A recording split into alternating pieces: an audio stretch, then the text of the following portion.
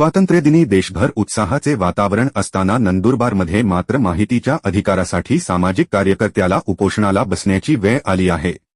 सामाजिक कार्यकर्ते कृष्णा निकम यांनी सामाजिक वनीकरण विभागाच्या कार्यालयासमोर एकदिवसीय लाक्षणिक उपोषण सुरू केले।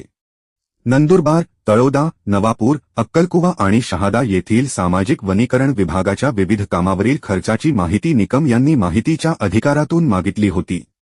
मात्र 30 दिवसात माहिती मिळाली नाही असा आरोप त्यांनी केला।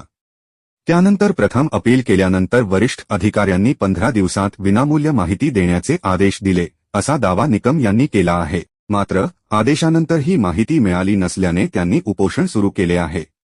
शासनाच्या वृक्षलागवड आणि इतर कामांसाठी खर्च होणाऱ्या निधीचा हिशोब आणि कामांची माहिती मिळावी अशी निकम यांची मागणी आहे।